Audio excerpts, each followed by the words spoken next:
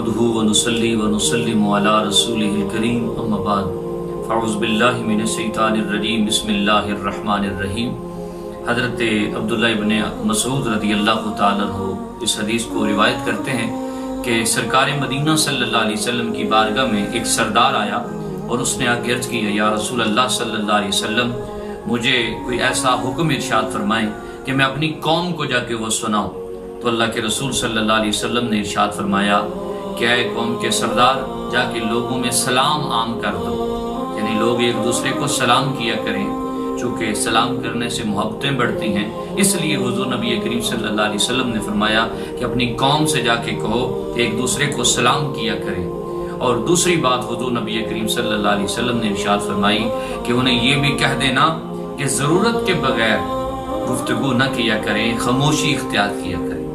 بلکہ اللہ کے رسول صلی اللہ علیہ وسلم نے خاموشی کے حوالے سے آپ نے بڑی دعا بھی دی ہے۔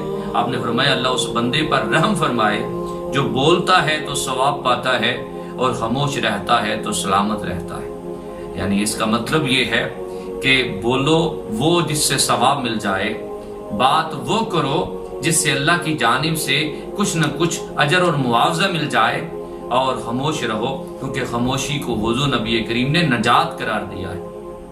اور بلا ضرورت گفتگو نہ کرو کیونکہ بلا ضرورت گفتگو کرنا انسان کو نقصان دے سکتا ہے اور گھاٹے کا جو ہے نا وہ انسان کو معاملہ کرنا پڑتا ہے۔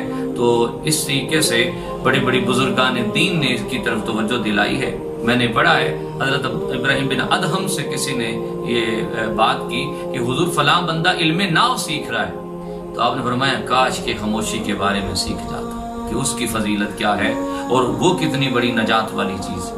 حضرت مولا علی تو فرمایا کرتے کہ یہ جو خاموشی ہے یہ انسان کے اندر ہیبت کو پیدا کرتی ہے، انسان کا رعب بڑھتا ہے جو خاموش رہتا ہے اور زیادہ باتیں نہیں کرتا۔ لیکن اس کا مطلب یہ ہرگز نہیں ہے کہ بندہ اچھی بات نہ کرے، بندہ جو ہے نا وہ گفتگو میں اچھی بات کو نہ لائے۔ بلکہ حضرت عبداللہ بن مبارک سے کسی بندے نے یہ پوچھا کہ حضور لقمان حکیم نے تو بیٹے سے کہا تھا کہ خاموش رہنا یہ سونا ہے اور گفتگو کرنا یہ چاندی ہے، تو چاندی سے بڑھ کے سونا ہوا کرتا ہے، یعنی گفتگو سے بہتر کیا ہے خاموش رہنا۔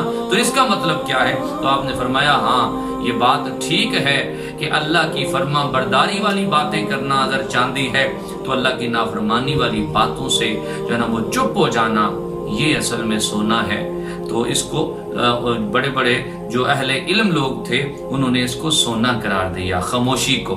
بلکہ ایک دانشور ہے، یونانی دانشور، بکرات اس کا نام ہے، اس نے کسی کو بہت زیادہ بولتے دیکھا تو اس نے کہا کہ اے بندہ خدا، اللہ پاک نے زبان ایک دی ہے، کان دو دیے ہیں، اور اس لیے دیے ہیں، وہ اپنا اس کا ایک فلسفہ تھا، اس نے کہا یہ اس لیے میرے خیال میں دیے ہیں کہ بندہ باتیں کم کرے، تو سننے والا کام ہے وہ زیادہ کرے۔ تو ہمیں بھی چاہیے کہ ہم ہر موقع پہ نہ بولا کریں، بلکہ جتنا مناسب ہو اتنا بولا کریں، اور جو بہتر ہو وہ بولا کریں تاکہ ہمیں شرمندگی کا سامنا نہ کرنا پڑے۔